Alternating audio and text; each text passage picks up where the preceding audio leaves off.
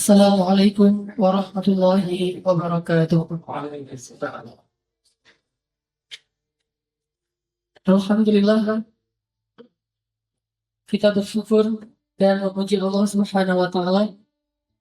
Kita bersyukur dan memuji Allah Subhanahu wa taala atas limpahan nikmat dan rahmatnya kepada kita, yang dengan nikmat itu kita akhirnya bisa menjadi seorang hamba yang bisa melaksanakan ketaatan demi ketaatan, dan itu murni karena anugerah dan karunia dari Allah Subhanahu wa taala. Jadi salah satu hal yang perlu kita syukuri itu adalah kesolehan yang Allah berikan kepada kita, yang kalau kita lihat Allah memilih di antara hambanya, dan Allah maha bijaksana untuk melihat apa alasan Allah memilih kita, sehingga di antara sekian banyak hambanya kita dipilih menjadi salah satu di antara orang yang duduk di dalam rumah Allah dan dalam majelis ilmu. Itu perlu kita syukuri, karena dengan kita mensyukuri nikmat itu, Allah Subhanahu wa taala akan menambahkan nikmat-nikmat yang lain. Salawat dan salam semoga terlimpahkan bagi Nabi kita, Nabi besar Muhammad Sallallahu Alaihi Wasallam. Teman-teman sekalian, para pemuda yang dimuliakan Allah Subhanahu wa taala, malam ini kita akan membahas tentang satu kata yang sangat penting, dan kata inilah yang membedakan orang yang besar dan orang yang kerdil.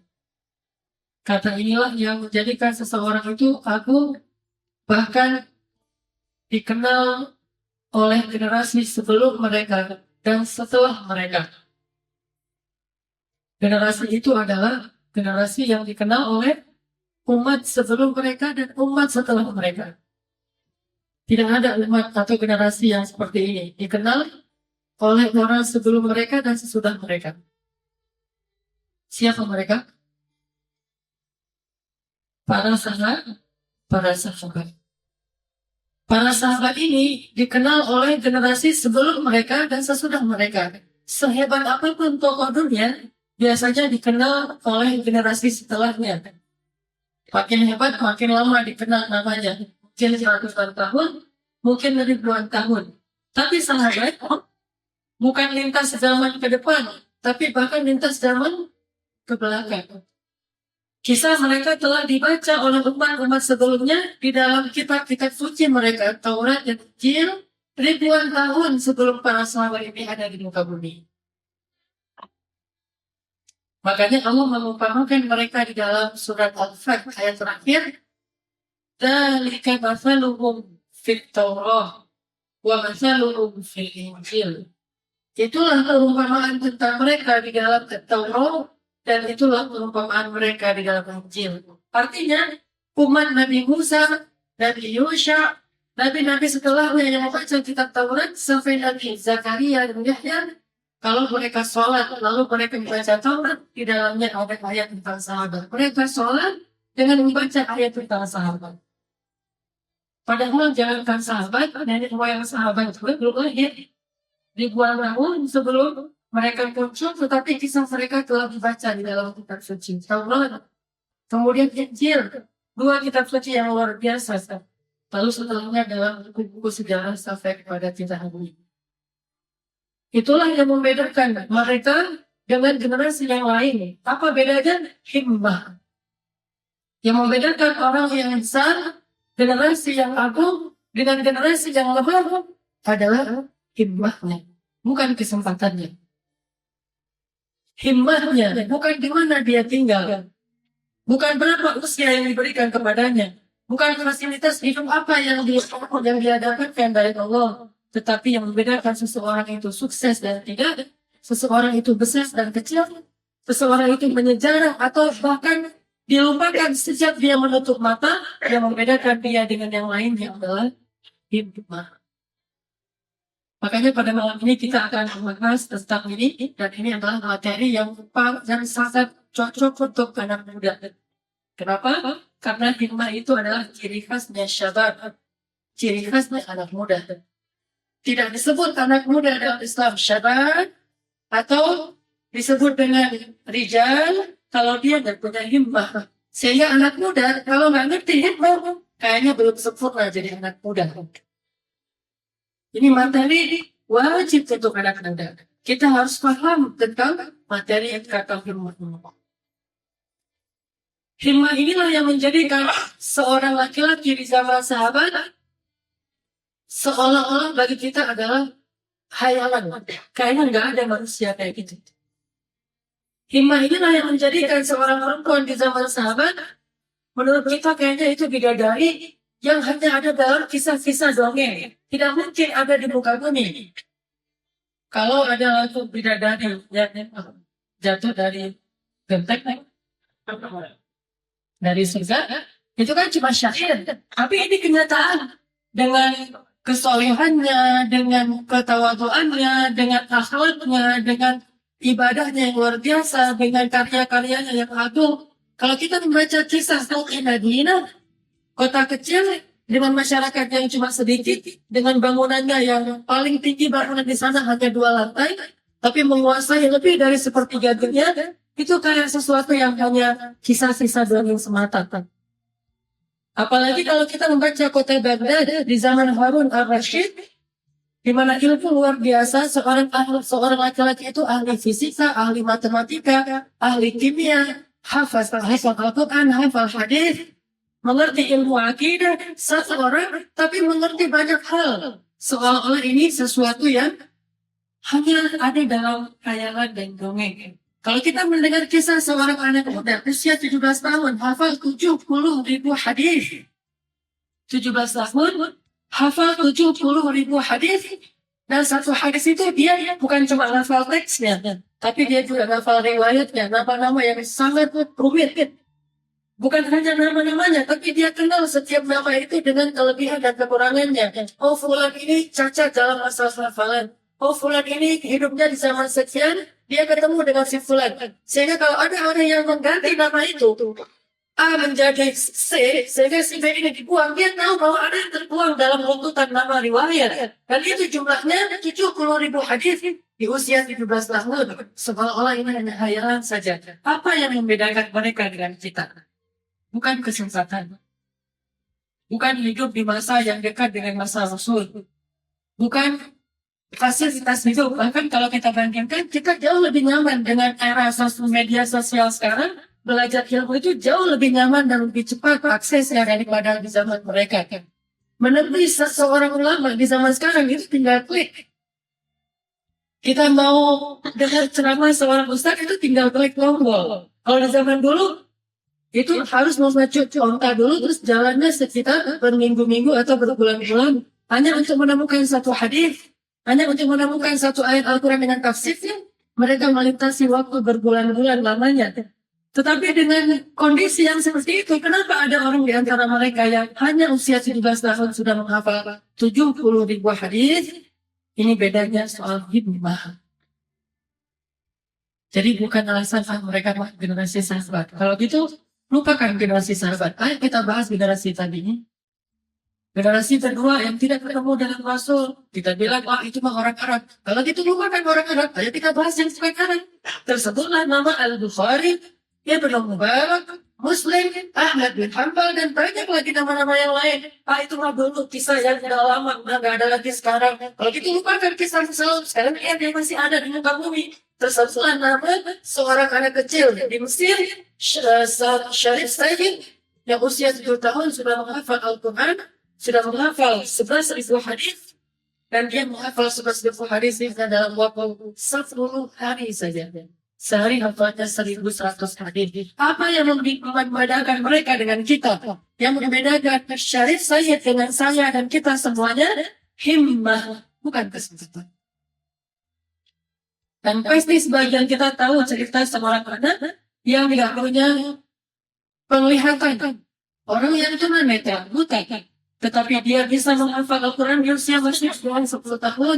Atau sejujurnya Francis pernah mendatangkan seorang bintang tamu yang cacat, nggak punya tangan, nggak punya kaki. Tapi udah belasan tahun nggak pernah tinggal sholat jamaah di masjid. So pertama, Apa yang membedakan dia dengan kita? Himmah, bukan fasilitas yang dia miliki. Kenyataannya kita jauh lebih terfasilitasi daripada dia. Kedatangan kita, kaki kita, jarak masjid kita yang cuma di depan rumah kita.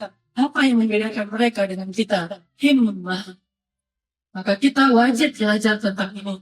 Sehingga dengan semangat anak muda, kalau tidak diarahkan kepada himmah yang aliyah, yang benar, yang sejati, maka kekuatan yang kita miliki di masa muda ini hanya akan berlalu dengan sia-sia. Mumpung masih muda, masih di bawah umur 40 tahun. Saya nggak mau tanya siapa yang udah di atas 40 tahun. Susah kan angkat tangannya. Yang di bawah 40 tahun. Saya duluan angkat tangan. Sedikit sekali nih di bawah 40 tahun. Masya Allah, hampir semuanya di bawah 40 tahun. Pak Ali di bawah 40 tahun, semangatnya. Himmahnya di bawah 40 tahun. Jadi artinya adalah kita ini syabab. Dan salah satu ciri khas syabab pemuda dalam Islam itu adalah himmah. Apa yang membedakan seorang anak di zaman sahabat menangis karena nggak bisa ikut berjihad, lalu dia menghadang Nabi di gerbang kota Madinah. Ketika pasukan Nabi lewat di gerbang itu, dia dengan beberapa orang anak kecil yang berdiri gagap, bawa pedang, bahkan pedang itu lebih gede dari dia. Dia bawa pedang di atas pedang, dia berdiri, ya Rasulullah, jangan halangi kami dari surga Allah. Apa maksud kalian? Ya Rasulullah, izinkan kami untuk berangkat. Izinkan kami menyertaimu, membela engkau dengan nyawa dan darah kami. Kalian belum cukup umur. Pulanglah kalian. Ya Rasulullah, walaupun badan saya kecil, ini mah bahasa sih agak digalakkan di sini, tapi sebetulnya mirip-mirip kayak gitu. Ya Rasulullah, walaupun badan saya kecil, saya bisa lagi. Yang tua-tua atau yang lebih besar dari saya. Akhirnya karena udah terlalu maksa, Rasulullah menyuruh mereka duel dengan beberapa orang sahabat. Kalau bisa ngalahin, mereka mulai ikut.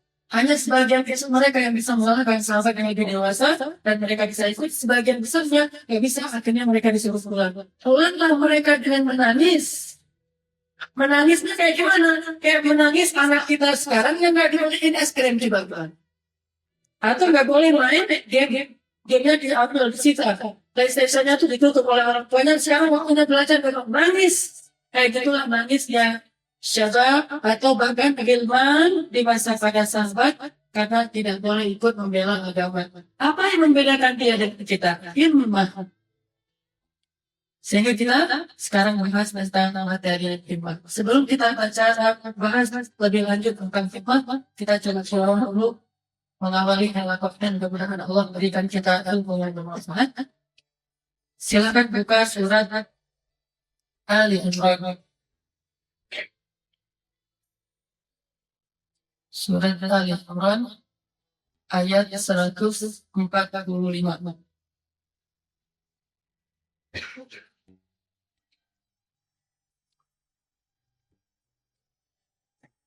Surat Ali Imran ayat 145. أعوذ بالله من الشيطان الرجيم. أعوذ بالله من الشيطان الرجيم. بسم الله الرحمن الرحيم. بسم الله الرحمن الرحيم. وما كان لنفس أن تموت إلا بإذن الله كتابا مؤجلا. وما كان لنفس أن تموت إلا بإذن الله كتابا مؤجلا. ومن يرد ثواب الدنيا نؤته منها ومن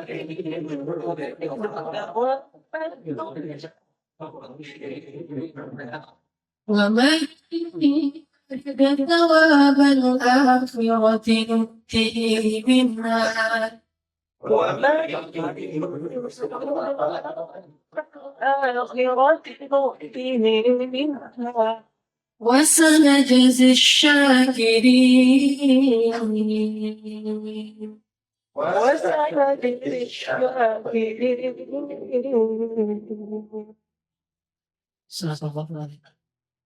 Sahabat-sahabat sekalian, hikmah, apa itu hikmah? Saya nggak tahu terjemahan yang tepat dengan bahasa Indonesia yang agak apa hikmah. Cuma mungkin hikmah ini mirip-mirip dengan istilah obsesi. Kalau cita-cita bahasa Arabnya amal, bukan hikmah. Kalau tekad bahasa Arabnya azam, bukan hikmah. Tapi kalau hikmah ini lebih mirip dengan istilah obsesi. Walaupun saya nggak tahu apakah itu sudah persis atau tidak. Kalau namudaj, kalau analoginya, hikmah itu seperti orang yang terobsesif terhadap sesuatu, sehingga dia punya azam, punya tekad, punya kekuatan, dan dia bahagia. Dia excited untuk mendapatkan apa yang dia inginkan itu, obsesi. Kalau di sini misalnya ada teman-teman yang sebagian mungkin senang musik katakanlah. Bagi dia itu musik itu adalah obsesi. Sehingga kalau dia misalnya musik, yang bisa menghilangkan musiknya dalamnya itu adalah dia dengan musik atau dia main gitar atau dia mengerti lagu-lagu baru misalnya. Bagi yang obsesinya adalah musik. Kalau yang obsesinya adalah kuliner, maka dia akan tahu banyak tentang tempat-tempat makanan dan enak dengan berbagai macam jenis rasa yang paling terkenal dan seterusnya, dan itu selalu membuat dia excited dan tidak ada halangan bagi dia untuk mendapatkan apa yang dia inginkan. Malam-malam pun dia bisa keluar rumah untuk mencari katakanlah sekedar nasi goreng karena emang dia suka dengan nasi goreng. Bahkan dia rela membayar mahal. Ada orang yang bayar dengan satu piring makanan hanya satu porsi bisa sampai ratusan juta. Bahkan ada satu burger yang harganya hampir 1 miliar. Burger harganya hampir 1 miliar. Kalau kita mau pilih burger atau pilih uangnya, berarti obsesi itu adalah orang yang bukan kuliner. Kalau yang obsesinya kuliner, dia akan malah beli kulinernya dengan burger 1 miliar. Kemudian uang 1 miliar dia yang mana dia milih burger, dia pengen ngerasain gimana rasanya burger yang 1 miliar. Atau daging sapi wagyu yang harganya satu porsi itu 700.000. Dia nggak merasa saya ngeluarin uang 700.000 hanya dengan satu potong daging kecil. Begitu juga bagi yang obsesinya batu akik. Dia untuk mencari batu akik yang kayak gini, dia belajar tentang batu akik, dia nambah wawasan tentang batu akik, dia baca buku tebal referensi seputar batu akik, bertemu dengan teman-teman, ngobrolin batu akik, pakai batu akik sampai 10, kalau perlu 20 masing-masing dari itu buat. Kenapa? Ini namanya hikmah. Keinginan yang membuat dia obsesi. Yang membuat dia merasa bahagia. Disitulah passion dia. Disitulah excitednya. Disitulah happiness bagi dia. Disitulah segala sesuatu yang menjadikan dia itu bergaya dalam hidup itu adalah obsesinya. Atau di sini mungkin ada anak skateboard misalnya. Bagi dia, bagi seorang PV permana, dulu skateboard itu dan mungkin sampai sekarang adalah hikmahnya, obsesinya. Sehingga kalau dia punya masalah, membuat dia tidak nyaman, maka dia akan cari tempat skateboard, dia main skateboard. Kalau perlu mungkin manuvernya lebih dahsyat daripada ketika dia tidak punya masalah. Kalau biasanya kepada skateboard, atau mungkin ada yang senang selfie, hikmahnya adalah ombak. Obsesinya adalah ombak. Kalau dia udah baca website selfie ini, dan dia lihat, ombak lagi bagus nih. Cuacanya cerah, ombaknya bagus, anginnya kecil. Begitu tinggi ombaknya itu pas banget, ini pas banget nih. Akhirnya tengah malam dia berangkat ke Batu Aras. Siapa? Tengah malam, atau lagi sakit, bahkan sempat sakit gara-gara ombak. Justru sakit gara-gara ombak itu gak pernah muncul. Ini benar-benar obsesi. Banyak hal. Ada yang obsesinya adalah fashion, terutama bagi kalangan cewek-cewek.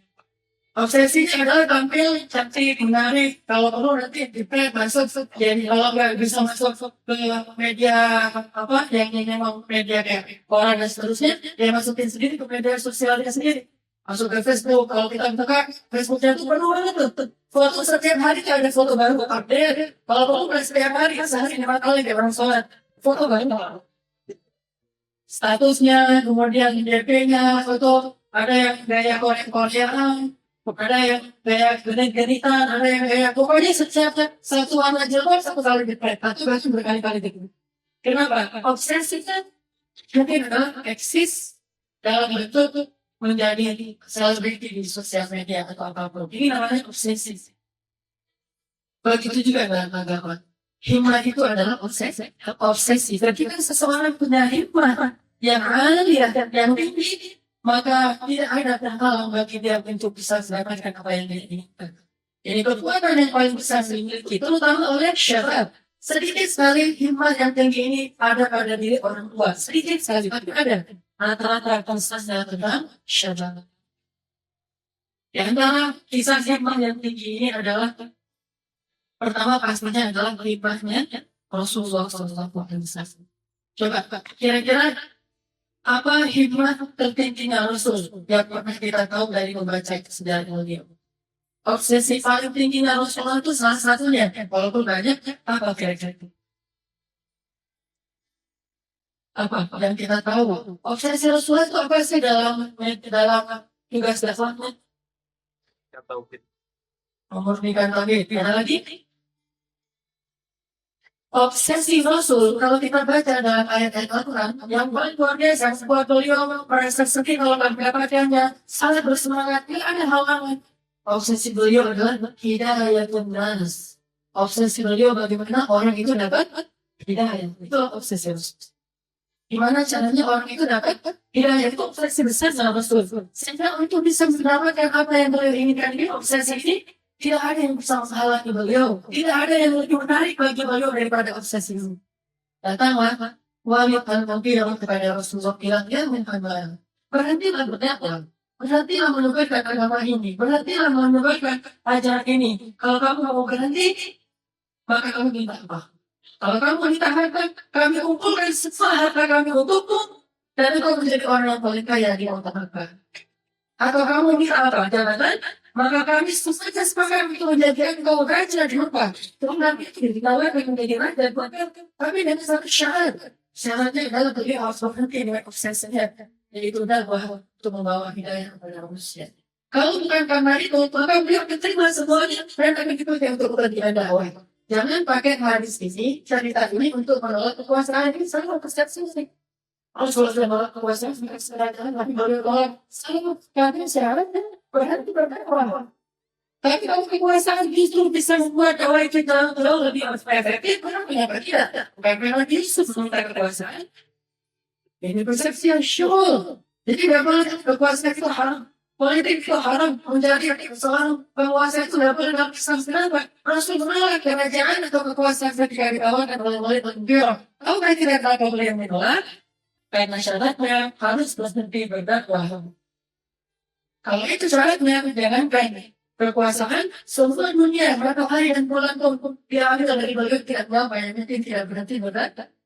Yang ketiga kata Walid, atau kau menginginkan perempuan yang cantik, istri yang cantik, kami akan cari perempuan yang paling cantik di antara orang-orang Quraisy. Lalu kau pilih salah satu dari antara mereka yang kau inginkan, apa saja yang kau inginkan untuk menjadi istrimu? Apa kata Nabi? Demi Allah, seandainya matahari diletakkan di tangan kananku dan bulan di tangan kiriku, sehingga aku harus berhenti untuk beribadah agama ini. Walaupun sedental saja, maka aku tidak akan berhenti. Ini namanya himah. Hidayatul nas. Tapi lagi, Walid tidak berhasil. Sedangkan yang lainnya pun. Datang yang lainnya bilang, ya Muhammad, kita gini aja deh. Kita ambil jalan tengah. Tapi udah menolak kekuasaan, menolak harta, menolak pergaulan juga.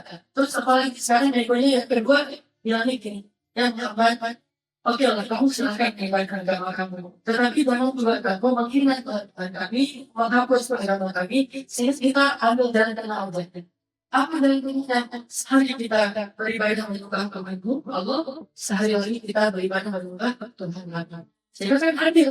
Turun ayatnya. Qul ya ayyuhal kafirun la a'budu ma ta'budun wa la antum 'abiduna ma a'budu lakum dinukum waliya din. Nabi baca itu nangis dia berusaha berat-berat. Dengan ayat itu nangis. Seperti orang bersihir, dia pulang dalam keadaan masih buat baca-baca makanya. Terus orang bertanya, apa ketik pada sukses yang baca ayat yang membuat saya gak tahan. Dan dia itu berada. Tapi kenapa gak beriman? Karena mereka gengsi. Mereka sombong. Dan Nabi tidak sama sekali mau meninggalkan tugas dah. Itu asal menuntut dari kuliah yang dilakukan Fikun. Jangan pakai belakang di keluarga dia dalam bahasa salah. Aku dia keluarga dia dalam urusan saya. Akhirnya dengan cara pakaian kalian, aku dengan cara pakaian kalian ini pakaian juga pakaian kalian adalah jeans. Jadi sangat pakai jeans. Ternyata itu pakaian adalah mana ayat ibadah. Gak boleh kita saling membalas, saling bawa, gak boleh ibadah. Sakit. Kalau urusan akhirnya sudah jelas. Akhirnya itu hadis ibadah itu dengan tiba Rasul. Tapi mana itu sangat luas. Mana itu sendiri apa? Makanya Nabi kalau Rasul berhenti dengan syarat masalah ibadahnya harus melunis sedikit, tapi tidak mau melakukan dalam urusan ibadah, tidak mau melakukan dalam urusan akhirat, tapi begitu lunisnya dalam urusan ibadah. Jadi bagaimana ideal? Kalau kita harus di semua hal, tapi untuk orang lain bagi kita saya memang apa itu ya. Jadi banyak alasan seperti ini. Kalau orang lain harusnya. Kita itu harus seimbangkan. Mana sekali, Tuhan sekali. Akhirnya ibadah kita betul-betul benar-benar menjaganya sebagaimana diajarkan oleh Allah dan Rasul. Ini obsesi Rasul membawa hidayah kepada manusia. Nanti lihat lagi ketika Rasulullah menyampaikan agama ini ke Taif. Dan kita tahu kejadiannya di Taif. Beliau dilempari, beliau dikejar-kejar, beliau diusir. Malah mau dikeroyok ramai-ramai. Dan yang paling membuat beliau sedih luar biasa itu karena beliau diperlakukan seperti orang yang sepertinya yang melempari beliau itu anak kecil dan perempuan dan para pria. Kalau yang melemparinya itu pada itu mulia ya. Ada kemuliaan dan kalau yang melemparinya muda, perempuan dan para anak kecil ini penggunaan yang berasal. Sehingga Nabi itu kayak maling di dalam Nabi itu banyak. Seorang yang paling mulia seperti Rasulullah. Anak keturunan yang sangat mulia keturunan, orang yang secara fisiknya juga sangat sempurna, orang yang kayak gini, dari Quraisy juga kalangan yang paling terhormat, tiba-tiba dikejar-kejar oleh perempuan, dimaki-maki oleh perempuan, dikejar sama anak kayak orang kejar oleh budak, terus para budak juga semuanya membawa ribuan pengen minum Rasul, sehingga ada seorang Rasul keluar masuk ke lari imam dari mereka, karena ada ketika Rasulullah bersama dari kejaran mereka, dia karena masalah. Nabi curhat kepada Allah. Nabi bilang, ya Allah, kau lihat bagaimana hadirnya aku diperlakukan. Kasih Allah dan peliti saya berasal cuma itu. Tapi apapun yang terjadi padaku, jangan apa ya Allah, asalkan kau ini berkepada ini. Tidak ada yang bisa menghalanginya, yang menurunkan semangatnya. Karena hikmah, tiba-tiba malaikat marah, malaikat mengaca, marah itu meminta isi, malaikat itu lalu mengibarkan kepada bentuk terakhir, hikmah, apa kata Rasul, jangan, aku berharap, anak cucu mereka yang akan mendapatkan hidayah dan hikmah sesungguhnya. Jadi tidak marah beliau kepada penduduk terakhir, karena obsesi beliau itu bukan menabikan manusia. Jadi beliau istilah berkata dalam Islam itu tidak melakukan siapa-siapa. Bukan Muhammad SAW tapi Islam membebas sebagai manusia dari perbudakan orang sebagai. Jadi kalau beliau disakiti karena yang ada obsesi adalah memberi hidayah, maka jangan salah beliau. Kalau ini bisa jadi hikmah anak muda, maka kita akan berakhlak mulia, akan sabar, akan bekerja, akan berbicara, akan luar biasa. Hasilnya dan kita bersemangat luar biasa. Karena kita punya nilai yang tinggi, dan apa yang akan saya sebutkan itu contoh-contoh nilai yang tinggi, bukan yang tinggi. Insyaallah nanti kita akan bahas lagi kisah-kisah inspiring lain. Insyaallah setelah sholat Isya. Bismillahirrahmanirrahim. Sahabat-sahabat sekalian, kalau kita membaca sirah Nabi, kemudian sirah hadis sahabat, kehidupan para sahabat, lalu kita membaca kisah-kisah orang-orang soleh dan raja-raja yang hebat dalam sejarah Islam. Satu hal yang membuat mereka sama antara satu kisah dengan kisah yang lain, bahwa di setiap kisah mereka kita akan menemukan pelajaran tentang himmah. Kisah mereka selalu diwarnai dengan himmah yang luar biasa. Itulah yang membuat kisah ini menarik. Kalau kita nonton film Umar yang dibuat di Qatar itu dengan 27 episode, 27 episode itu nggak cukup menceritakan Umar doang, itu belum cukup. Sehingga kesannya di film itu sahabat-sahabat lain itu nggak terlalu muncul. Karena emang kalau mau dimunculkan satu-satu itu butuh ribuan episode. Semuanya menakjubkan. Semuanya kalau kata Nabi itu adalah bintang demi bintang. Bintang semuanya tuh. Orang-orang yang hebat. Kualitas mereka hampir seperti kualitas, bahkan sebagian sudah seperti kualitas para Nabi. Hanya bedanya tidak diturunkan wahyu kepadanya. Kualitasnya, kualitas para Nabi. Seperti Abu Bakar, bahwa Abu Bakar itu seperti Ibrahim. Kemudian Umar seperti Nuh. Kemudian Utsman seperti Rasulullah. Kemudian Ali seperti Harun, seperti Yahya. Banyak lagi malah kalau Ali. Kemudian Abdurrahman bin Auf seperti Sulaiman. Dan banyak lagi yang lain. Intinya kualitas mereka itu kualitas Nabi. Tapi berkumpul di satu zaman. Coba bagaimana itu? Nabi kan beda-beda zaman, bedanya bahkan ratusan sampai ribuan tahun satu nabi dengan nabi yang lain. Walaupun berkumpul, paling banyak 3 nabi di surat Yasin. Paling banyak berkumpul sekaligus 3 nabi. Ini ratusan nabi di satu zaman, coba.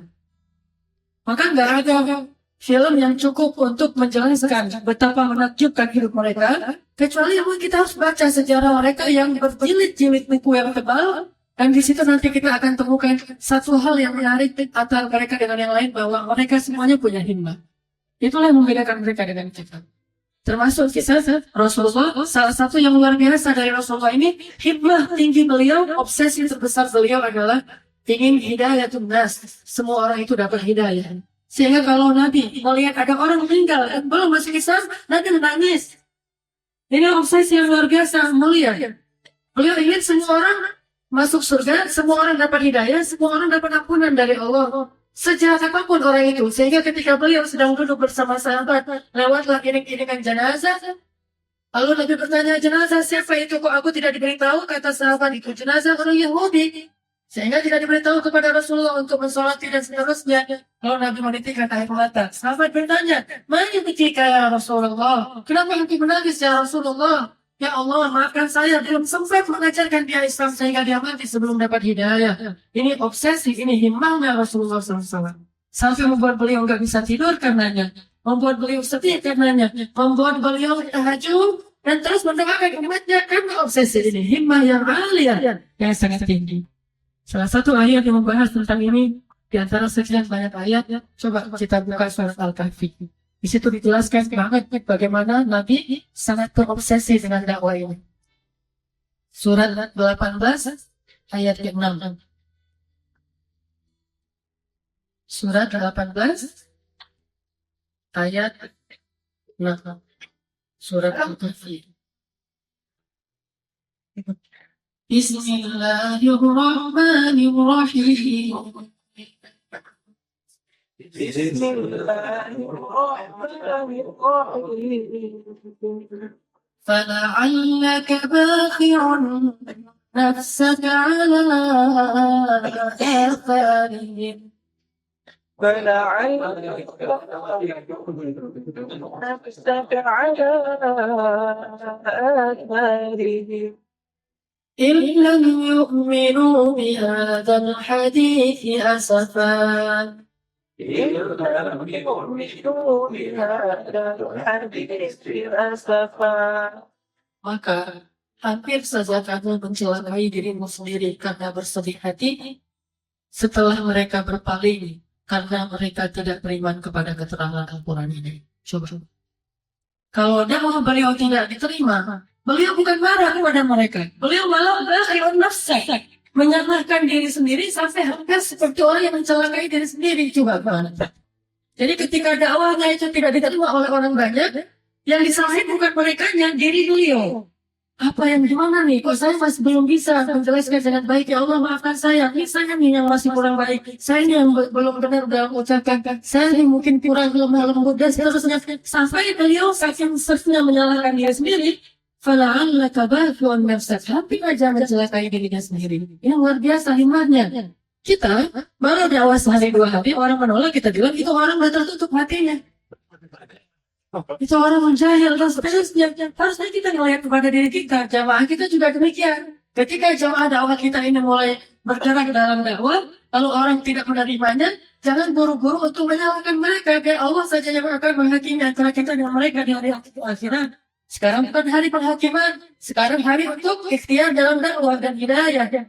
Hari penghakiman nanti di akhirat di padang mahsyar. Maka sekarang kita coba introspeksi diri, apa yang kurang dari strategi dakwah kita? Apa yang masih belum benar dalam manhaj dakwah kita? Mungkin kita masih kurang sabar atau apa ini yang harus kita terus gali sehingga kita nanti bermain diri balik lagi ke mereka. Sampai nggak bisa tidur di programnya gimana lagi nih biar dakwah ini diterima orang. Bukan pengen akses supaya kita hebat, supaya hidayah ini sampai kepada setiap hati manusia. Sampai buat kita nggak bisa tidur, itu namanya obsesi yang mulia. Obsesi yang tinggi dan dimuliakan Allah namanya himmah. Nabi sampai dari gitu. Beliau nangis ketika ditanya, kenapa engkau nangis ya Rasul? Karena fulan belum menerima dakwah saya. Beliau bersedih dan beliau tidak ingin mendoakan kecelakaan bagi mereka. Itu sifat para Nabi. Jangan buru-buru baca akhir dari surat Nuh. Surat Nuh. Baca dari awal dari tengahnya. Kadang-kadang kita baca surat Nuh, fokusnya di akhir. Apa di akhir doa Nabi, ya Allah hancurkan orang kafir sehancur-hancurnya. Jangan biarkan mereka tinggal di muka bumi karena mereka hanya akan berbuat kerusakan. Itu kan akhir dari surat Allah. Dan tahukah kita jarak dari ayat pertama sampai ayat terakhir surat Nuh? 950 tahun. Udah berapa ratus tahun kita berdakwah untuk sampai ke akhir surat Nuh. Ini membaca surat yang pendek, lalu kita reduksi semua durasi waktunya menjadi hanya dalam hitungan jam. Padahal jarak ayat pertama dengan ayat terakhir itu 950 tahun. Nah, lihatlah ayat pertama dan pertengahan bagaimana sikapnya. Ya kaumi, wahai kaumku, dulu saya pernah bahas. Kenapa pakai bahasa kaumku? Karena beliau ingin dekat dengan kaumnya. Tidak menyebut wahai manusia, wahai hamba Allah, tapi ya kaumi, wahai kaumku. Jadi beliau blending dengan mereka, beliau terlibat dengan mereka, dia masuk ke dalam mereka, ikut ke jalan-jalan mereka, ya kaumi, saudaraku, dan seterusnya kaumku. Dan itu bahasa yang sangat lembut. Beristighfar kepada Allah, Allah akan mengampuni dosa kalian, memberi kalian rezeki, air dari langit, anak yang banyak. Kan ini bahasa awal-awal dakwah. Baru setelah ditantang 950 tahun, lalu beliau dikurangi, dihina, bahkan disakiti, umatnya menjadi dibunuh. Baru terakhir ketika Allah sudah menutup pintu hidayah, Nabi masih bilang apa Nabi Nuh? Ya Allah, jangan tutup dulu pintu hidayah. Allah berkata Allah, ya Nuh, jangan engkau mendebatkan ini, kata Allah. 950 tahun, Allah tutup pintu hidayah, Allah suruh membuat kapal untuk berlayar, karena terjadi banjir besar, masih rawan. Ya Allah, jangan dulu, masih ada beberapa orang yang saya ingin ketemu dengan dia, mungkin cuma menerima hidayah, tinggal satu step terakhir. Tapi Allah sudah tutup, kata Allah, janganlah kamu mendebat kami ya Nuh, kami udah tahu siapa yang berhak mendapatkan hidayah. Baru dengan rasa sedih, Nabi Nuh akhirnya berhenti berdakwah dan fokus membuat kapal. Itu 950 tahun, bukan hari pertama ditertib buat kapal. Hari pertama itu 950 tahun. Itu jarak dari ayat pertama ke ayat terakhir dari surat Nuh. Baru nanti doanya, ya Allah, lanjutkanlah mereka sehancur akhirnya. Baik, walaupun berdoa kayak gitu, muncul juga rasa tidak tega beliau. Dalam keadaan berdoa kayak gitu, udah marah, dan marah yang sudah dibolehkan dalam agama, tapi ketika melihat kaumnya, dalam keadaan tenggelam, beliau pergi lagi mereka. Termasuk anaknya, wahai anakku, naik. Coba. Ini namanya obsesi menyebarkan hidayah pada anbiya. Itulah yang membuat mereka lebih mulia di antara manusia. Ketimbang kita, yaitu para nabi punya hikmah, hidayah nas. Yang membuat mereka lebih mulia di mata Allah daripada manusia semua ini. Begitu juga dengan Zulkarnain. Kemana Zulkarnain pergi bukan ekspansi kekuasaan, bukan ini menguasai negeri-negeri itu sehingga dia disebut raja yang paling agung di muka bumi. Zulkarnain the Great misalnya, Allah alam soal Alexander saya kenal, tapi Zulkarnain the Great bukan itu tujuannya untuk menjadi manusia yang paling mulia atau paling agung di muka bumi, bukan. Tujuannya adalah menyebarkan hidayah ini kepada manusia lewat kekuasaan. Dia pergi ke suatu negeri, Kemudian dia berdakwah kepada negeri itu dengan bahasa mereka. Karena Zulkarnain Allah berikan bakat. Sababa itu bakat. Dia punya min kulli syai'in sababa. Segalanya dia punya bakat. Jadi multi talent itu Zulkarnain. Gak ada yang orang bisa dan dia gak bisa ada. Semua yang orang bisa dia bisa. Hanya butuh waktu sebentar aja. Bahasa dia nulis ketemu dengan suatu kaum, kemudian sebentar bahasa mereka langsung bisa bahasa aja. Nah berapa lama sudah belajar bahasa? Gak Zulkarnain banget ya. Zulkarnain dengan sekali orang ngomong bahasa langsung bisa. Bahasa Cina yang paling sulit langsung bisa. Sampai bahasa yang orang lain gak ada yang tahu juga mungkin kecuali suku itu. Zulkarnain bisa ambil dengan menit. Mujizat yang Allah berikan kepada Zulkarnain. Tetapi semua itu dipakai bukan untuk saya lah Zulkarnain, bukan. Namanya besar, bukan oleh orang sipil, bukan oleh tulisannya bahwa nama saya Zulkarnain, saya biodata, sisi bukan. Besarnya nama dia karena himmah yang alia, sehingga kemudian disebut dalam Al-Quran dan Nabi menyebutnya dalam hadis.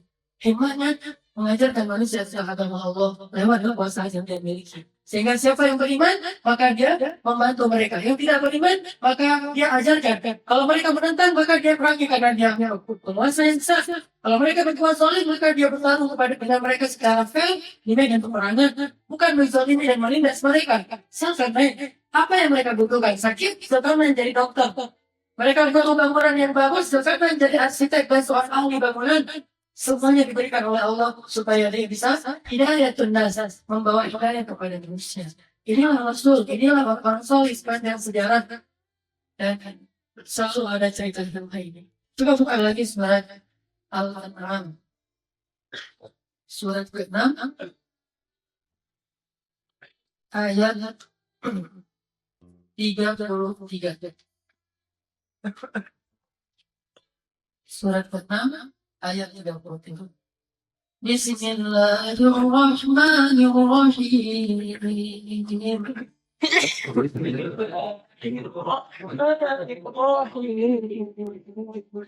Qad na'lamu innahu la yahzunka alladhi yaqulun. فإنهم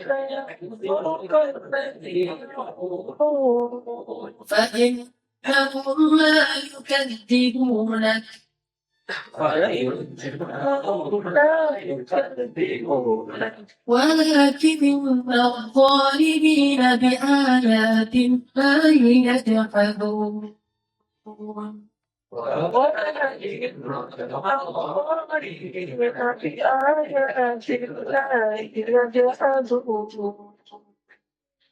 Apa kata Allah di sini?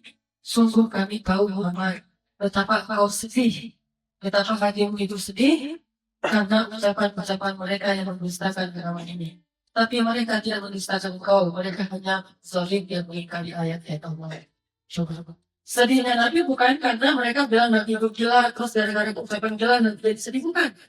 Nabi jauh dari sifat seperti ini. Ini orang yang mengutamakan diri sendiri. Dia merasa sedih dan merasa bahagia kalau dihina atau dipuji. Nabi bukan itu yang beliau sedihkan. Yang beliau sedihkan karena mereka menentang, hati mereka semakin keras yang beliau sedihkan.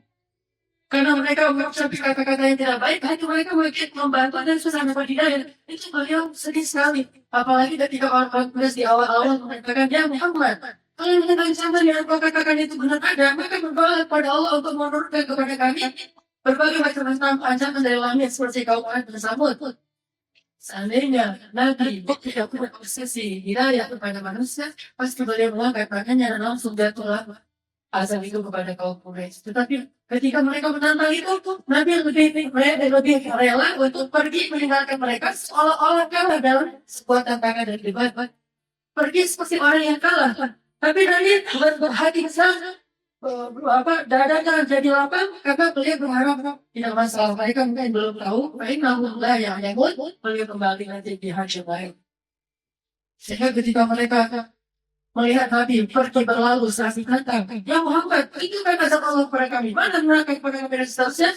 Nabi jalan-jalan ke atas Nabi pagi. Mereka mengatakan Tuhan Muhammad itu berdusta, dia bohong, dia tidak bisa menunjukkan segala macam. Maka kata Umar, wahai orang Quraisy, seandainya Nabi mau menuruti apa yang kalian inginkan, Anjinglah kalian saling menjugakan, tetapi dia itu orang yang paling rahman, sangat sayang kepada kalian, melebihi kasih sayang kalian kepada diri kalian sendiri. Sehingga dia tidak mau mengangkat kalian yang mendoakan kebaikan atas kalian. Kalau didoakan habis kalian. Pernah ada yang didoakan oleh Nabi? Siapa dia? Anaknya Abu Lahab. Itu habis orang. Didoain apa? Nabi. Dan doanya tuh.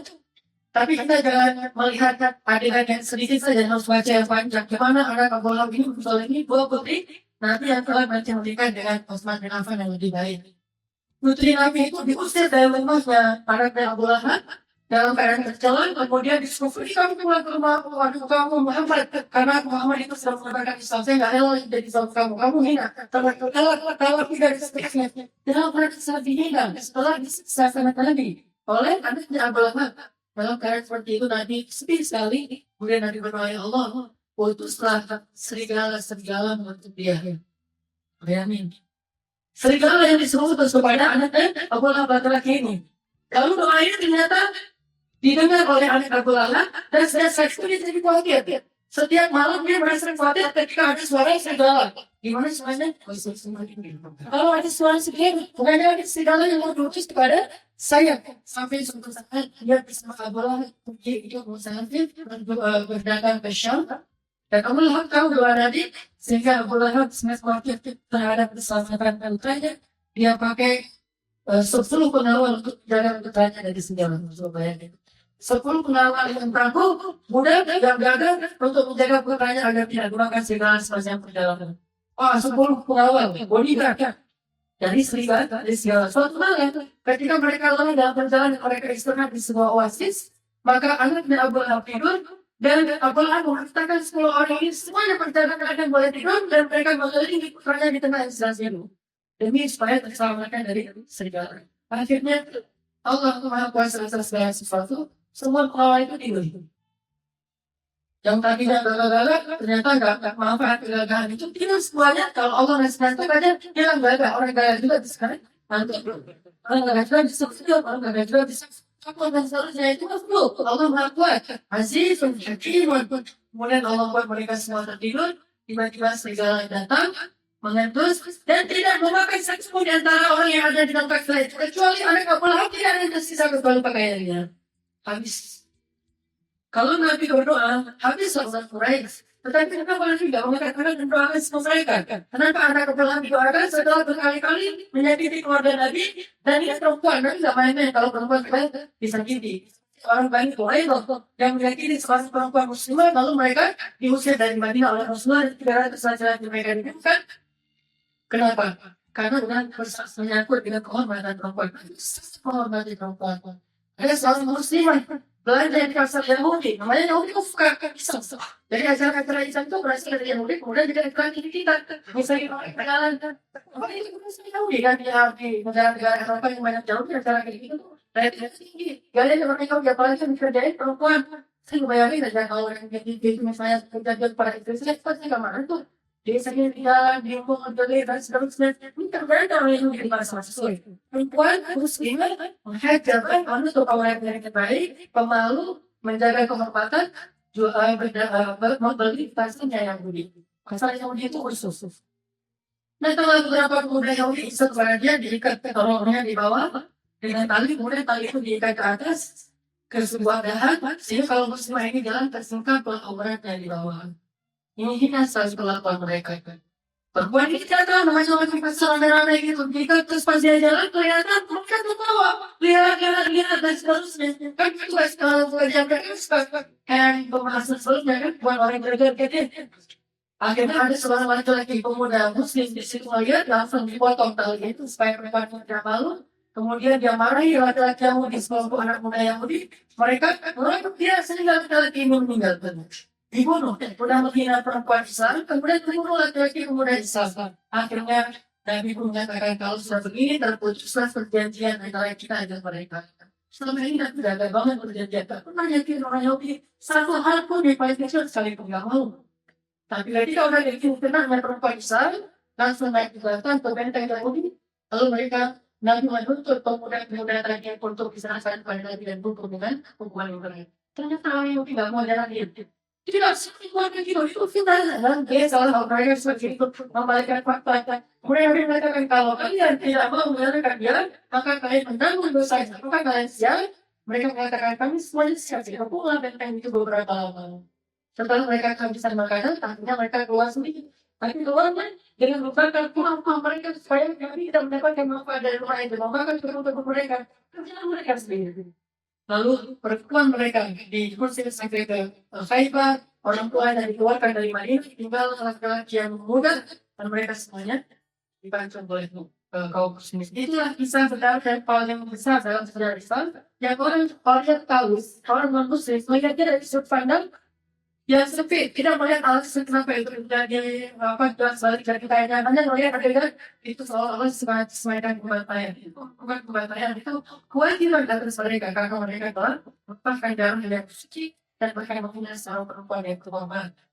Intinya Nabi nggak buru-buru mengangkat tangannya mendoakan kecelakaan bagi mereka, kecuali setelah alasan-alasan yang cukup pantas sehingga Nabi mengorbankan. Ini obsesi Rasulullah Shallallahu Alaihi Wasallam. Kita lihat lagi nanti obsesi para sahabat, himmah yang sangat tinggi yang luar biasa. Di antaranya kalau kita baca itu ada dalam kisah, misalnya Khadijah, seorang istri yang solehah membantu Nabi dalam dakwah beliau. Khadijah itu terkenal orang yang paling kaya raya, tapi habis hartanya bangkrut kalau kita sebut. Sampai bangkrut, mereka bekerja, tidak punya apa-apa lagi.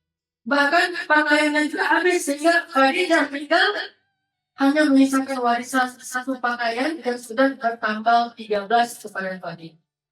Gaun yang ber-13 pakai tambalan, itulah satu-satunya warisan Khadijah untuk Fatimah yang dipakai oleh Fatimah untuk pakaian pernikahan Fatimah. Nah, ini pernikahan anak Nabi yang sangat cantik, mulia, gaunnya pakaian dengan 13 tambalan. Dan itu warisan semua, warisan semuanya. Apakah ibunya fakir? Ibunya salah satu perempuan yang paling kaya di kota Makkah. Dan kaya orang Makkah itu benar-benar kaya. Bukan kaya dengan, kalau kita kan kaya kredit. Kalau mereka kaya terus kaya sih. Bagaimana dengan mobil, dengan rumah, sebenarnya kalau mereka benar-benar kaya nih, kaya tapi habis semuanya punya uang. Jadi wahai ibu, wahai bisa muslimin. Ketika suami atau calon suaminya berdakwah di jalan Allah, masuk dalam kira-kira orang yang mungkin berkurang sedikit hak kalian karena aktivitas mereka yang padat. Kalau itu berasal dari Khadijah, itulah hikmah yang alamiah. Mungkin jatah waktu kalian berkurang, suami jadi pulang telat, gara-gara apa yang dialami dalam aku akan melulu. Karena itu dari kamu dari nol berat, sehingga tapi setiap malam mereka pulangnya jam malam terus, jam 11 malam terus. Bersabarlah, karena itu bagian dari perjuangan. Dan di situ nanti kelihatan siapa yang himmah aliyah, siapa yang orang yang himmahnya rendah. Begitu juga dengan kisah Rasulullah dalam suatu perjalanan dalam suatu mereka, beliau sedang menggembala ternak-ternak dari pagi hari. Itu sekalian, gimana nggak bisa tulis sih, kayak gini cara berdakwah. Kalian punya ribuan ekor ternak, memenuhi lembah itu kan gede, itu penuh dengan ternak. Tiba-tiba nanti lagi menggembala ternak beliau, datang salah laki-laki baru berkata, ya mereka itu sekali ternak kau. Di masa siurnya bilang, apa itu sekali ternak kau? Kata Rasulullah, kamu mau? Bagaimana caranya? Gampang caranya. Katakan saja, syahadu ala ilaha illallah, syahadu anna Muhammadan Rasulullah, masuk Islam, aku memberikan semua ternak yang berbayar. Satu lembah. Coba. Kayaknya hidup di mana dalam Rasul. Apa dikatakan itu dapat apa? Sabar terus semua bayar di satu ekor ternak. Mereka sudah berlomba. Katakan kalau seorang 2 juta satu lomba kira-kira berapa? 2 juta kali 1 lomba. Miliaran. Sekali itu. Kenapa kalian bisa mendapatkan ternak sebanyak itu dengan hanya 2 kali syahadat tadi? Karena ini ya bagi beliau syahadat itu jauh lebih mahal daripada ternak 1 lomba. Ini namanya himmah yang luar biasa. Sehingga laki-laki itu dengan senang hati bangsa itu memberikan syahadat yang Rasulullah banyak segala jangan sebelum ada orang kaumnya di dalam kaumku bersama kalian sebelumnya Muhammad memberikan sesuatu yang tanpa sesuatu itu nggak bisa makanya akhirnya seorang masih bisa berdatang pada Nabi berbondong-bondong tapi sebenarnya Tidak ada orang yang keuangan dominasi sesuatu yang berbeda. Karena ini hanya fikir untuk menarik saja. Tidak bahwa seperti itu. Orangnya tidak harus surat al-Quran. Kalau mau berikan pasal seperti yang itu. Jadi kalau saya mau tes DNA, kok gitu saya akhirnya kayak gitu orang baca boleh banyak kan masa sini lah biasa itu kan semua tiga kita sendiri gitu so pengen semua semua orang yang keluar dari orang sesuatu tanya aku kayak itu berarti ini sesuatu yang lain nanti dan apa yang dilakukan ubah kan nggak boleh jadi standar itu hanya jadi penyemangat bagi yang mau seperti itu. Sedangkan idealnya pergerakan maksimal sepertiga. Jangan yang menunjukkan kalian pikir, tapi jangan juga menunjukkan kalian boros sehingga kalian berpikir menjadi hikmah. Hikmahnya Rasulullah dan Khadijah. Ada lagi hikmah yang lain tentang akhirat, menjadi istri seorang nabi, menjadi istri seorang ulama, menjadi istri seorang ustaz. Ternyata itu luar biasa. Itu ini kan akhirat yang bahagia. Salah satunya adalah cerita saya. Istri Nabi yang paling saya sebut yang terakhir Nabi. Kalau yang lain garis itu Nabi perempuan yang paling tua dan kalau nggak salah ini adalah Islam pertama sejak pagi yang wafat. Kenapa jadi Islam? Karena ini punya tidak ada yang ngurus dan semua vaksinasi paling ini mengurus salah lagi. Lalu setelah semakin merasa sakit kayak saudara namanya. Nabi ketika ada awalnya saudara tidak mampu memberikan hak yang ada yang tengok. Malah yang saudara terus disuruh untuk memberikan hak yang saudara hak yang lahir harus kelahir yang saudara. Coba gimana? Sehingga Nabi nggak bisa membahagiakan saudara, memberikan hak saudara, tapi juga kalau misalnya kayak gini terus, beliau pada sudah memberikan hak bisa terus gimana? Kan memberikan pada semuanya sudah. Maaf saya bisa memberikan hakmu. Tapi kalau kayak gini terus selalu lebih baik kita berprestasi. Nabi ingin menceraikan sama yang sangat baik, bukan karena beliau menghina saudara, justru karena beliau tidak tega dengan menzalimi saudara seperti kemarin, karena kalau saudara berikan haknya, akhirnya saudara benar-benar dia harus berbohong. Jangan tidak berprestasi.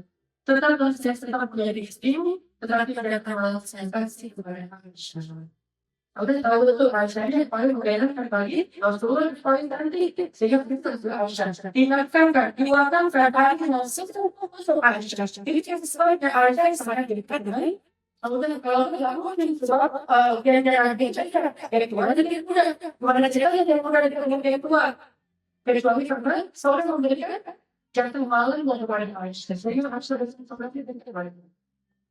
Kenapa seorang mau tetap jadi istri walaupun tidak diberikan haknya? Karena seorang aku ingin dibagikan di hari kiamat berstatus sebagai istri Nabi. Yang itu mana dia? Jadi nggak masalah misalnya suami kita nggak memberikan karena kayak itu atau apapun. Yang penting kita pilih dengan suami itu kita dapat kalau suami kita belum tahu misalnya, tapi kalau kita bersama atau cerita soal suami kayak hikmah yang ada dari itu. Cerita tentang manusia istrinya Firaun. Justru karena kita suami Firaun tadi dari perempuan yang sangat mulia. Coba kalau suami Musa, coba sekarang pernah lagi kita lagi ada yang tahu? Ada hadis. Tidak ada hadis tentang istri Nabi Musa. Kalau ada itu asalnya itu cerita. Namanya Israiliyah. Kita ada orang yang lebih. Kita zaman Musa kan tidak percaya. Allah. Tapi kita tidak percaya dengan hadis yang sahih. Siapa nama istri Nabi Musa? Kita tidak kenal. Karena suaminya adalah Musa. Kenapa hadis yang dikenal? Karena suaminya adalah Firaun. Dengan suami yang seperti Firaun, akhirnya iman menjadi kesabaran dan Allah muliakan dia. Makanya tidak selalu punya pasangan yang tidak hilang itu berarti saya hidupnya nggak bahagia. Bisa jadi itulah gerakan kita untuk bisa mencintai sesuatu Allah sampai ke saudara. Percayalah, ini bahagia mengincar saudara sehingga tidak masalah kalau diuji di dunia dengan pasangan dan seterusnya. Jadi saat dia dengan terbalas juga. Nanti kalau kamu itu hilang kesadaran nanti mirip dengan kanker. Kalau lagi kanker, tidak sampai kemudian akhir kanker itu luar biasa. Datang kepada yang Rasulullah bilang, Rasulullah, udah bulan lalu saya sakit dua kali, saya sakit. Rasulullah bilang, Kalau saya Allah akan menyembuhkan. Allah saya kalau saya mau dibilang kenapa yang mulai berisiko ya Rasulullah? Kalau kamu bersabar, maka Allah akan meninggikan derajat mustajab bagi kamu. Allah menjadi bagi kamu surga. Coba pilih pada satu atau surga. Kalau kita kan hidup pada Allah ini satu dan segala sesuatu. Kadang hidup seperti itu harus ada semua juga kalau misalnya pada waktu tinggal udah nggak semua kemudian kita lagi punya sudah tahun dari 10 cuman ada seorang orang militer gugur yang berdasarkan suara tersebut operasi itu diberikan berdasarkan itu kemudian ada kumpul di sekitar di berapa Allah berkata kita tapi kita nggak tahu kita lagi kemudian kita jadi semua. Dan kita nggak tahu apa yang dibaca yang baca yang jalan itu bukan pengalaman terus yang agak jalan panjang bisa jadi kan ada nama-nama saya sendiri tapi awalnya gimana sebenarnya hal ini biasa dari dalam sihir. Nah di situ kita ada disebut karena semua kita menjalankan dulu cara sihir cara berusaha sihir apa yang tidak sedang tapi Allah berikan surga. Apa ini kalau ada mengatakannya Rasulullah kalau saya memilih itu tetap surga tidak ada jual di situ. Ini namanya bagaimana kita itu segalanya harus hidup mereka. Yang di sisi orang kita sebenarnya amal-amal yang luar biasa. Atau nanti kita juga bisa melihat tentang kisah seorang sahabat namanya Rasulullah jadi kakak kepala selasih. Lagi-lagi cuma itu benar ini masih semangat itu perempuan kalau bilang soalnya muslimah sekulah perempuan kalau kita itu lagi-lagi terus juga yang namanya utuhnya satu pembantunya kerja sekarang Maisarah itu yang bisa berbuat mungkin awalnya saya pakai sama orang jadi itu aja Maisarah itu nggak apa lagi jadi Indonesia itu perempuan Indonesia jadi pembantunya makanya kita kan nggak tahu pembaca surat aja kalau Tuhan kok nanti kalau itu pakai tiga seorang perempuan Indonesia wah dia suara ini. Nah, tapi kalau memang dibaca dengan nilai cepat seperti kuasa jadi akan khawatir lagi lebih semacam jalan kalau juga sebenarnya kalau orang tua yang muda betul sebagai sama Islam berupaya sedang loyal dia bisa padahal dia jadi orang banyak sekali nanti sama itu tidak itu karena kita ini kultur sejarah sesuatu oke namanya lagi ada nikah sesuatu. Ya, saya banget orang dari kita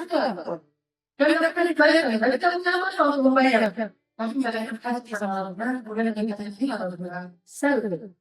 Minta sesuatu, malah akan diberikan pada ibu. Kan ada banget. Jadi kita kalau cara itu sama sekali kita dibangun. Tapi kalau udah berapa kita sendiri aja, kita nih apa yang kita. Tapi yang jauh ya, jangan. Kalau di sini kita agak harus kita mau usahakan. Di sini, kalau jual produk ada lagi yang penting, saya tidak ada duit, kamu berapa? Oleh karena Allah ya udah ya Allah, mau sudah luar biasa. Boleh kita kali ini boleh, aku mikir belajar dulu, boleh kalau dari makan kisah coba itu ada saya tahu yang begini kan ya apa kata ada saya kan oh terkait ya harus kalau sini saya bisa tetap menghadapi di dalam sejarah. Dan bayar lagi itu bukan satu miliar, 2 miliar, uang, rumah, mobil, segala macam sudah. Bukan ada itu, bukan? Yang harus menjadikan mereka jadi segala. Mengenai itu boleh segala jadi buat orang ini segala coba kasih tahu. Segala menjadi bukan saking cintanya kepada Rasul segala itu ini baru terus ini kalau misalnya ini karena tadi maka kalau ini alamatnya ketika dia 100.000 depan saya mau berikan itu dengan berbagai tujuannya mereka selalu jadi ya sahabat dalam bikin cerita yang kedua sebelum kita mungkin bisa saya kalau kita kalau kita cerita sama dulu pernah cerita nanti dia pernah jalan jadi coba kita dalam Rasulullah rumah kami peninggalan ayah itu kecil dan kebetulan berdampingan dengan satu pohon kurma milik kampung Aku berubah. Waktu kemarin itu ada gini dan banyak pohon kalau kalian dimakan jangan jangan berpikir langsung kalau kami makannya kami tetap makan. Tapi ketika aku berubah ada datang melihat kami sisa makan rumah ketika itu dari dulu mulut kami ya Rasulullah sisa kami ya Rasulullah kemudian Rasulullah memanggil aku berubah ya berubah mau kau saya ini kalau menjadikan pohon kurma itu mewakilkan kepada Tuhan lalu Allah menggantikan untukmu pohon kurma itu sudah yang panjang yang dahannya sangat besar kalau berjalan kalau keluar dari tengahnya tapi berbeda pohon kurma dan pohon itu semuanya satu berjalan di bawahnya itu keluar dari naungannya dan kalau yang aku mudah para baru yang aku bawa tidak ada sesuatu di dalam sesuatu tidak tetap mau dan pohon kurmanya cuma satu pohon tidak ada sesuatu. Apakah ada sesuatu sesat? Oh, ya susah lain. Masalah lalu jadi akhirnya aku berubah. Ternyata tadi kalau dia oleh sahabat yang lain, tapi kemudian ada orang ini. Ketika aku berubah atau sahabat lain, kemudian ada Rasulullah. Kalau saya kayak aku berubah tadi, bisa sesuatu di waktu pagi segala sesuatu dan kayak aku berubah. Rasulullah sebenarnya tidak ada aturan dan dia bisa selesai. Kalau sesuai yang ada jadi aku lupa ya aku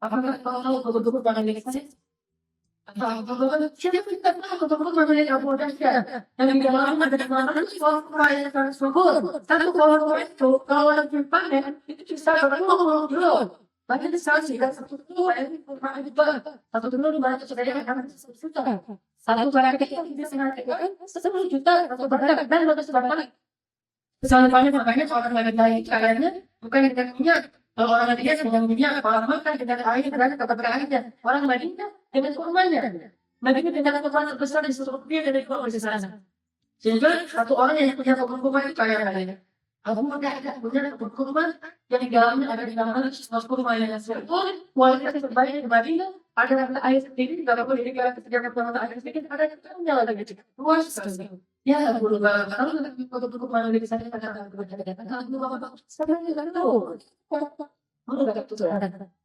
kalau selesai Jangan peling. Mau nggak jangan kamu saya akan beberapa itu maka kamu yang sana dulu sampai ke bahan yang kecil saya. Ada nanti beberapa saya akan kamu.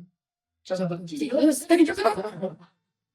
Nah, masuk lagi. Saya coba boleh dan coba dengan itu sebut kuma. Aku suka yang punya ada saya sebut. Jadi siapa mau saya sudah dia akhirnya kembali kepada Rasulullah dia Rasulullah saya bisa terkait kepada kurma itu dengan kebutuhan saya kalau kita sebelum kurma dan banyak sekali dan aku suka kalau proyek itu dia nanti kawan kita sosial mereka Rasulullah tersebut betapa bagusnya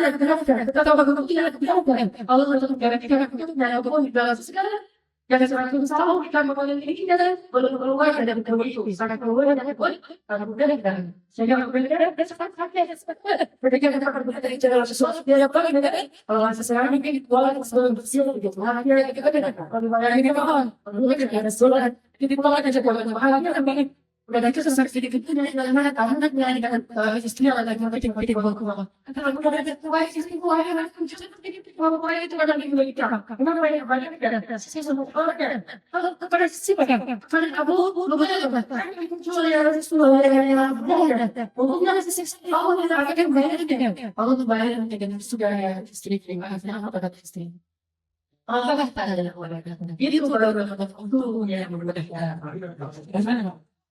jadi itu aku tanya untuk yang pertanyaan saya lagi yang menjadi kisah seperti ini. Langsung jalan hati ulangnya mana yang udah saya sudah apa sebelum suami saya begini ada nggak jadi itu Insya Allah ya ada hasil sarjana di masjid alatnya sesuatu yang gitu namanya tidak Allah jadi pemuda yang mendidik kita agar bisa seperti kita yang coba sekali sehingga bukan hanya nama kita tadi kan juga dan juga dapat didik kita tetap yang lebih kita lagi kita dilanggarkan oleh Allah di atasnya dan ditulis di sekat-sekat segala makna. Dia kata nyebut Allah mahfuz, jangan Allah mahfuz berarti ada Allah itu ada sekat-sekat itu sudah disebut itu Allah sudah ada di dunia. Siapa Allah kita itu pas orang itu dari kalau sebenarnya itu sih kalau ada di mana ada apa lagi yang saya. Ini nanti orang pakai kayak siapa itu? Ini aja pada jadi siapa orang lebih kurang nama kita. Kalau kita kesal dengan nama kita nama yang kita kesal pakai nama beda kita nama beda kita nama apa itu boleh mau. Sama sekali itu agak jadi pengalaman negatif kalau boleh. Sebenarnya ada hal yang berbau orang saya semua. Makanya alhamdulillah ya ini dan teman-teman jadi kalau udah besar kalau bisa kesana siapa sih belum pakai nggak boleh kalau dapat gelar silakan mungkin hasilnya juga ini alhamdulillah begal lagi apa yang saya bawa biasa atau cuma ini bahasa ini artinya benar-benar kita akan menjadi orang-orang yang berlakon walaupun harus jaga dengan pengalaman ada itu tidak apa mari dicatat dulu mengenai sesuatu pertama yang membuka agenda tema kita sekarang yaitu gimana ya saya akan berusaha menjadikan kita malam ini yang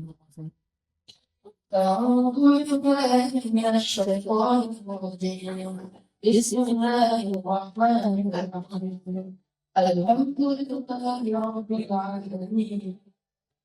أتاني وفي عمد وكافي مسجدا يا ربنا فرحم كل بلدي فلا وجه فلكتي وعظمي صفواني اللهم صل وسلم وبارك على سيدنا محمد وعلى آله وأصحابه أجمعين اللهم اغفر لنا ذنوبنا وإسرافنا في أمرنا اللهم اغفر لنا ذنوبنا اللهم لا تؤاخذنا نسينا وأخطأنا ربنا لا تحمل علينا إصرا كما حملته على الذين من قبلنا ربنا ولا تحملنا ما لا طاقة لنا به واعف عنا يا عفو واعف عنا يا كريم واعف عنا يا رحمن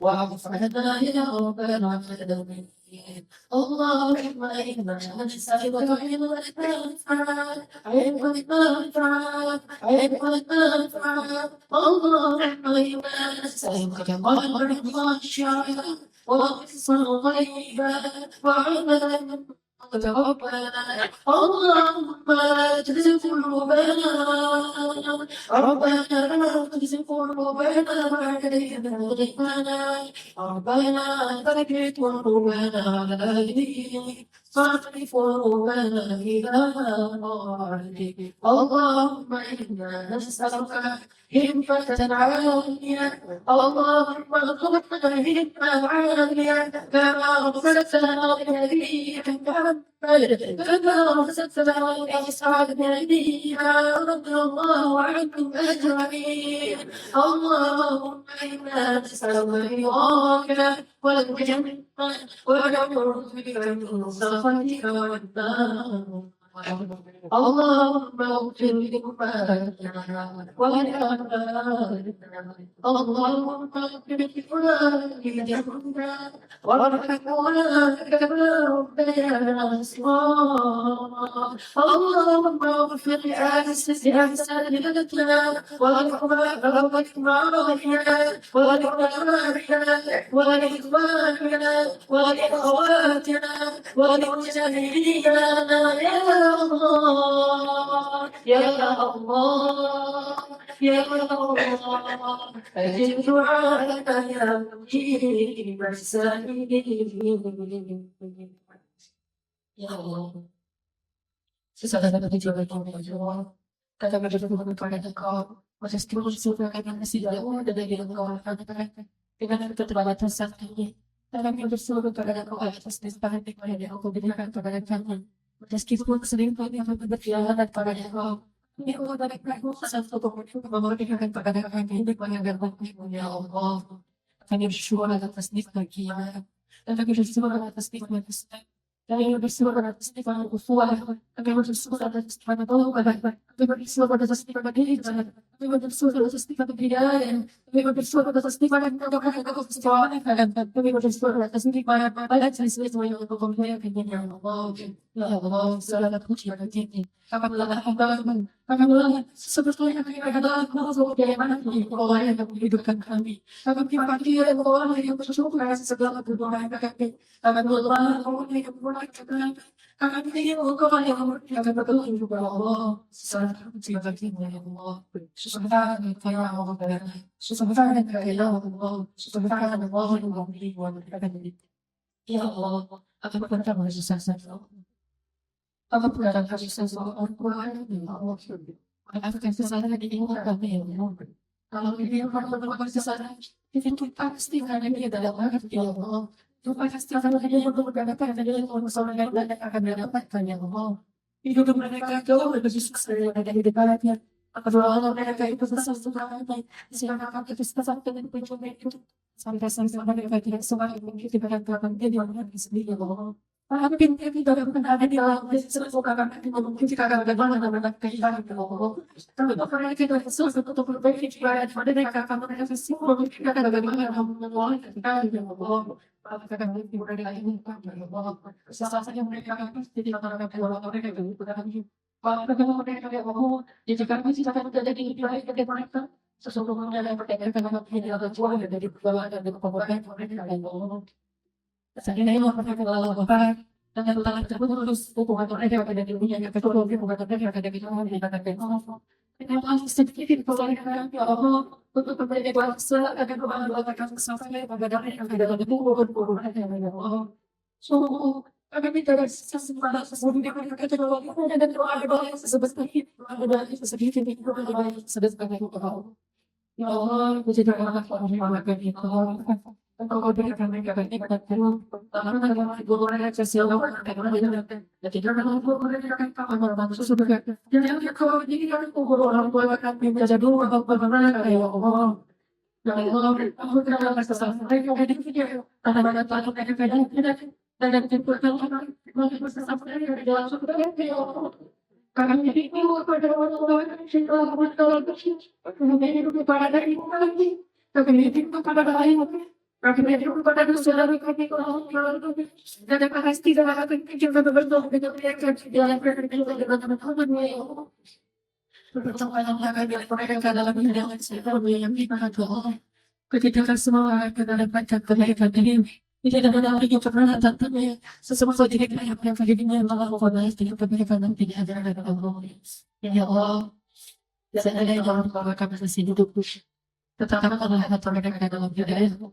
Jadikanlah kami sesaat ini yang berguna Tuhan. Jangan kau jadikan orang tua kita menjadi benar sesuatu yang akan yang tidak baik. Janganlah kau kau positif ini menjadi diri kita bagi orang lain. Janganlah kau jadikan orang kafir itu hati terhadap justru yang kami yang dan bersebut ya Allah. Maafkan kami ya Allah. Insistensi kita selalu berkata Kristus yang telah mengatakan kalau muslim yang tidak bisa mengerjakan kemuliaan Islam. Allah jadikan orang orang yang kau cintai. Ini benar ya, ini mereka catatan. Ini kita akan kepada kehidupan ya Allah. Allah berikanlah hidayah kepada pemimpin kami. Dan bimbinglah Allah memperlakukan itu. Dan bimbinglah kata-kata Allah muslimin sehingga berada dalam keadaan kesalahan sehingga kepada aku ya Allah. Allah jadikan majelis sehingga majelis yang kau manfaati dan persisnya sesuatu yang persisnya kau jaga dari berbagai macam sukses. Ya Allah. Kami bisa mengharapkan alhamdulillah iman dan pilih kepada kami dari Allah. Berikanlah dalam hati kami ini maha obsesi terhadap kebenaran, obsesi terhadap Allah, obsesi terhadap kebenaran, obsesi seperti obsesi yang Rasulullah mendapatkan dari para manusia. Dari bagaimana itu sangat obsesi yang dibenarkan. Istilah kehidupan kami yang panas berkata dan cuma seperti ini bahwa ada hebat kami yang bisa. Atau berjalan sukses dengan kesempatan. Ya Allah, bantulah Allah khusus di jalan istiqamah. Bantulah Allah khusus di jalan sehat. Bantulah Allah khusus di jalan al-Qudus dan bersesat.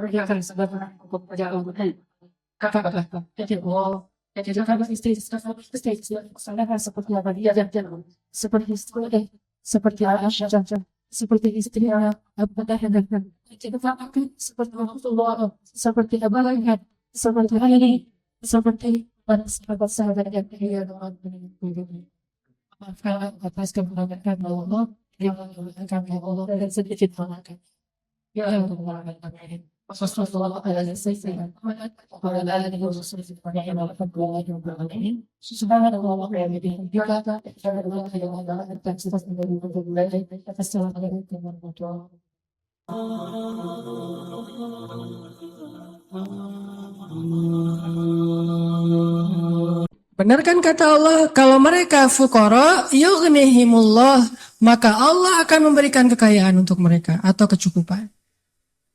Jadi obat hati itu adalah yakin kepada Allah. Dan cara yakin kepada Allah, baca firman-firman Allah Subhanahu wa taala. Allah berjanji di dalam banyak ayat untuk bisa menjadi iman, menambah faith, menambah keyakinan di dalam hati kita. Tinggal kita baca aja. Banyak banget ayat-ayat kayak gitu. Jadi begitu kita galau tentang gimana nanti nih, apa yang harus saya kasih, gimana menafkahi, baca nih ayat. Gitu juga kalau misalnya kita cari kerjaan atau cari nafkah. Allah Subhanahu wa taala juga memberikan kita banyak sekali ayat-ayat yang menjadi janji dari Allah bahwa siapa yang yakin kepada Allah, pasti Allah Subhanahu wa taala akan menjaganya. Itu banyak banget ayat kayak gitu. Salah satunya teman-teman bisa baca minimal banget teman-teman bisa baca di surat Hud ayat 6. Coba baca surat Hud, surat 11 ayat 6. Ini juga ayat untuk ngecas iman kita. Apa kata Allah di ayat 6 surat Hud? Bismillahirrahmanirrahim. Wa ma min dabbatin fil ardi illa 'ala Allahi rizquha. وَيَعْلَمُ مُسْتَقَرَّهَا وَمُسْتَوْدَعَهَا كُلٌّ فِي كِتَابٍ مُبِينٍ. Gak ada satupun hewan yang melata di muka bumi illa 'alallahi rizquha, kecuali Allah yang menjamin rezeki bagi mereka. Terus kenapa kita khawatir? Kenapa kita galau? Kan Allah yang menjamin, dan jaminan Allah itu sebaik-baik jaminan. Dijamin oleh perusahaan asuransi atau finance, itu aja kita udah yakin gimana dijamin oleh Allah Subhanahu wa taala. Kayak ada orang yang ngambil asuransi kesehatan, dia nggak khawatir dengan sakit.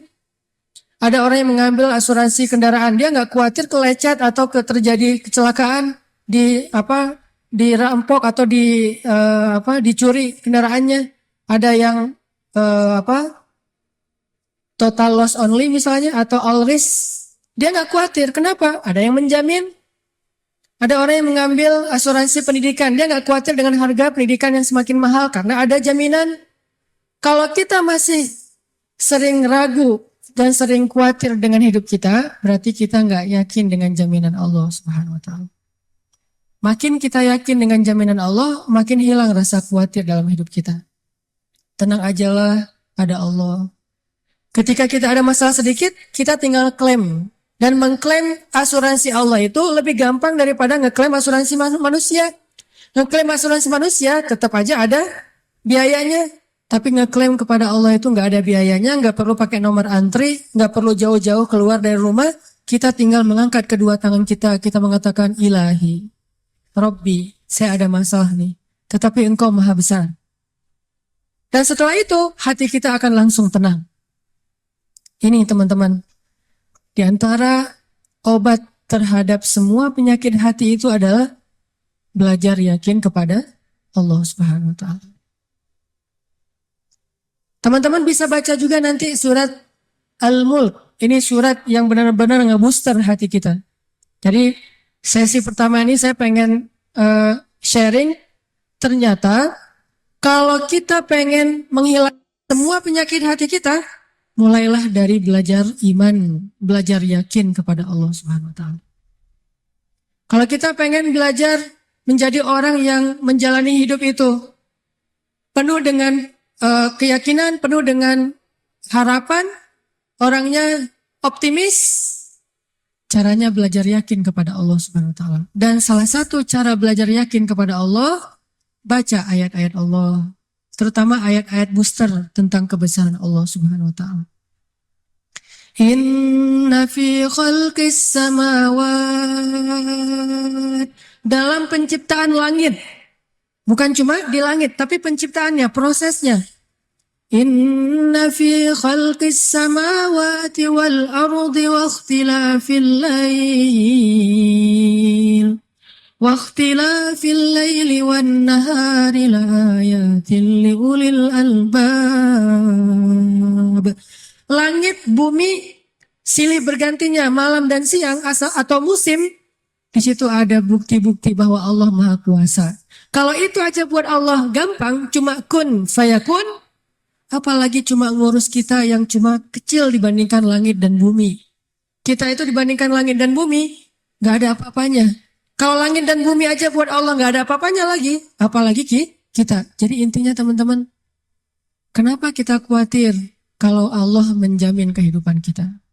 Kenapa kita khawatir kalau Allah berjanji menolong kita? Kenapa kita khawatir kalau Allah Subhanahu wa Ta'ala tidak akan menyia-nyiakan kebaikan kita?